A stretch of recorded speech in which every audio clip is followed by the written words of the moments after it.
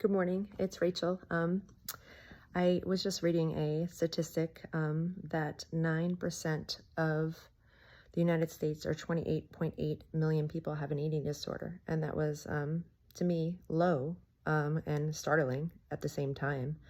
And so I want to dive in a little bit about shame and the fact that if 9%, they're saying, have an eating disorder, what percentage of people aren't talking about it?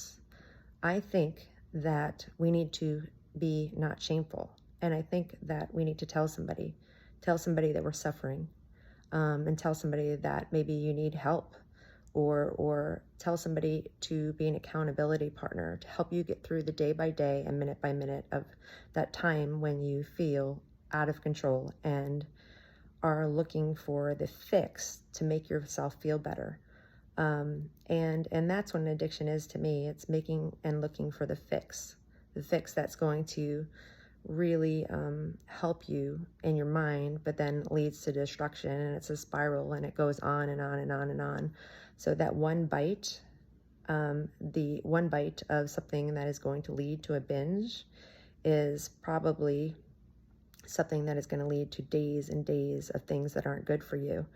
I found that in my binge eating many times in my life, that the one bite past the full was detrimental. And the unfortunate thing is I didn't feel it coming. And something that I found was I had different restaurants that if I went to, if you're watching this video, you probably have something similar. So, for example, if I went to go eat wings, I knew that if I looked at the patterns of what I was doing, that at any point when I had wings, it always led to a binge. And so today, if you have this, maybe write down the trigger foods or the trigger points that lead you to a binge if you really think about it. So the wings were not the binge food, but I knew it led to binge moments, and for me it led for weeks and months. And so really think about that one bite that goes to destruction. And so I would make a list today of what those foods are, and don't go there. And how you don't go there is you commit to somebody else. And then also commit to God to protect your body, protect your mind, protect your spirit, and protect your life. And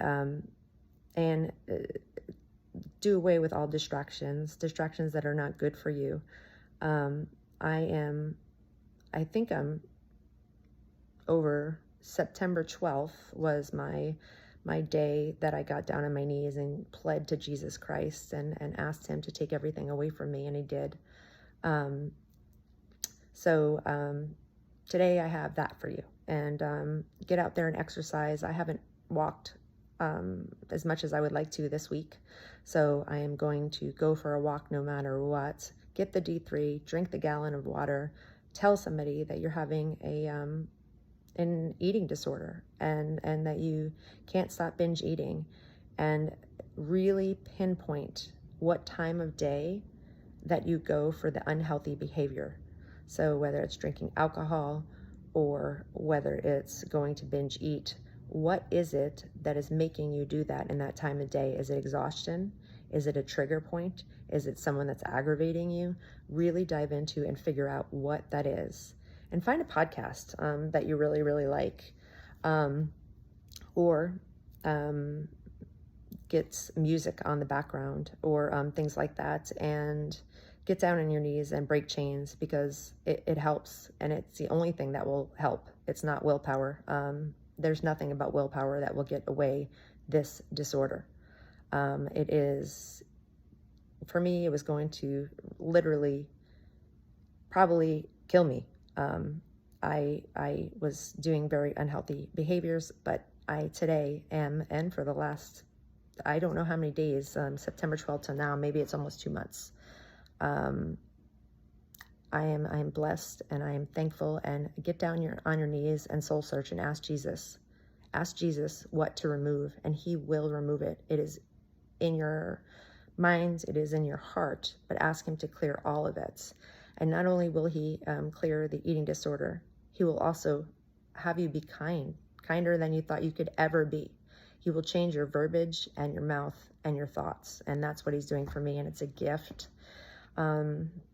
This is Rachel, and I really pray for you. And I hope that you pray for me.